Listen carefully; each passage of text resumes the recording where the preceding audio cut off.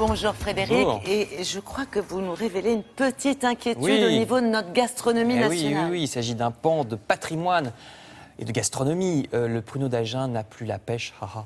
Il doit trouver un second souffle, nous dit le journal La Croix. C'est en ce moment mi-août que commence la cueillette des prunes, puisque je le rappelle, c'est des prunes qu'on fait sécher ensuite. Il n'y a pas d'arbre à pruneaux, ça n'existe pas.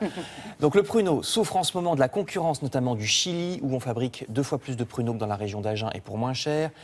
Donc les agriculteurs français essayent de rentabiliser avec des nouvelles machines de séchage, un nouveau système d'irrigation, etc. Puis ils misent sur la qualité qui est apparemment bien meilleure chez le pruneau d'Agen.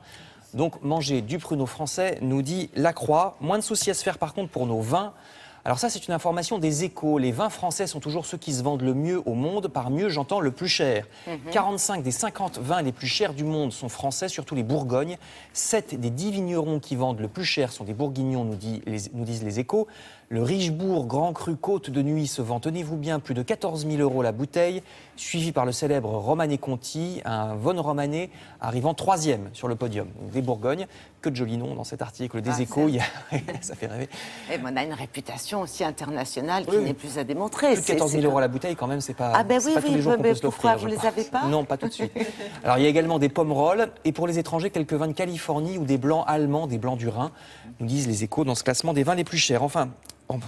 J'ai pas fini, je passe à l'agenda des festivals. Le Figaro nous rappelle que l'Interceltique de Lorient s'est ouvert ce week-end et jusqu'à dimanche prochain. Excellent cru là aussi, mais musical, estime le Figaro, souvent dans le genre folk avec des groupes de Cornouailles, de l'île de Man ou bien d'Écosse. 750 000 spectateurs l'an dernier et donc sans aucun doute autant cette année. Voilà pour le Figaro. Le Parisien aujourd'hui en France, lui, est allé à Vaour. Alors là, c'est près d'Albi, c'est un petit village. Vous allez voir le titre, le festival qui dure toute l'année. Parce que, certes, le festival de Vaour, proprement dit, c'était jusqu'à hier, donc c'est trop tard. Oui. Mais en fait, les compagnies de théâtre, ils sont en résidence toute l'année. Donc c'est très original. C'est un village de 350 habitants où on peut voir toute l'année des spectacles de théâtre. C'est du burlesque très visuel, comme on le voit sur la photo.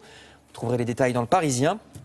Ou bien, là aussi, c'est très visuel. Je reviens à La Croix, qui fait une série sur les lieux célèbres des tournages.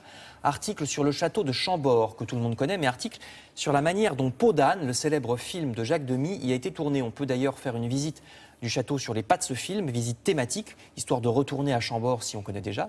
Bonne idée, vous lirez ça dans La Croix. Enfin, je termine avec Les Échos, qui nous signalent la belle exposition sur le Congo à la Fondation Cartier à Paris.